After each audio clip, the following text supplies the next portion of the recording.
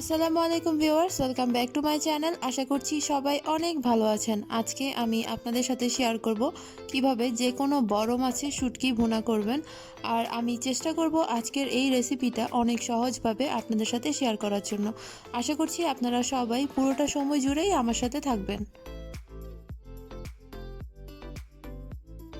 প্রথমেই একটা ফ্রাইং প্যানের মধ্যে 3 টেবিল চামচ তেল দিয়ে তাতে পেঁয়াজ কুচি দিয়ে দিচ্ছি। আর এখানে আমি 3 টেবিল চামচ পেঁয়াজ কুচি ইউজ করেছি। এগুলোকে আমি 2 মিনিটের মতো ফ্রাই করে নিব। পেঁয়াজগুলো যখন হালকা একটু ফ্রাই হয়ে যাবে তখন এতে আমি শুটকি মাছটা অ্যাড করে দিচ্ছি। শুটকি মাছগুলোকে আমি আগে থেকে খুব ভালো মতো ধুয়ে পরিষ্কার করে রেখেছিলাম। আর আমি এখানে বড় মাছের শুটকি ইউজ করেছি। আপনারা চাইলে কিন্তু যে কোনো বড় মাছের শুটকি অথবা লইট্টা শুটকি ব্যবহার করতে পারেন। এখন আমি এতে অ্যাড করে দিচ্ছি 2 টেবিল চামচ পানি। তারপর এতে দিয়ে দিচ্ছি স্বাদ মতো লবণ, দিয়ে দিচ্ছি 1 চা চামচ হলুদের গুঁড়া, 1 চা চামচ লাল মরিচের গুঁড়া এবং 1 চা চামচ ধনিয়া গুঁড়া। এখন এতে আমি 1 চা চামচ লাল মরিচ বাটা দিয়ে দিচ্ছি। এই লাল মরিচ বাটাটা যদি আপনারা ইউজ করেন তাহলে কিন্তু শুটকির তরকারি অনেক বেশি টেস্টি হয়। এখন সবগুলো মশলা খুব ভালো মতো মিক্স করে নিচ্ছি আর আমি ঢেকে দিচ্ছি।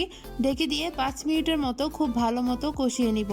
5 মিনিট পর আমি আবারও খুব ভালো মতো নেড়েচেড়ে মিক্স করে নিচ্ছি।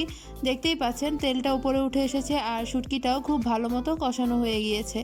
এখন এতে আমি প্রায় 1.5 কাপের মতো পানি অ্যাড করে দিচ্ছি। আবারও সবগুলো মশলা খুব ভালো মতো নেড়েচেড়ে মিক্স করে নিচ্ছি। এভাবে যখন বলক চলে আসবে তখন আমি আবারও ঢেকে দিব আর ঢেকে দিয়ে শুটকিটা খুব ভালো মতো সিদ্ধ করে নিব। সিদ্ধ করতে আমার সময় লেগেছে প্রায় 12 মিনিট। 12 মিনিট পর আমি আবারও খুব ভালো মতো নেড়েচেড়ে মিক্স করে দিয়েছি। আর এখন আমি এতে প্রায় 1 কাপের মতো পেঁয়াজ কুচি দিয়ে দিচ্ছি। পেঁয়াজ কুচি দিয়ে তারপর আবারও খুব ভালো মতো নেড়েচেড়ে মিক্স করে নিচ্ছি।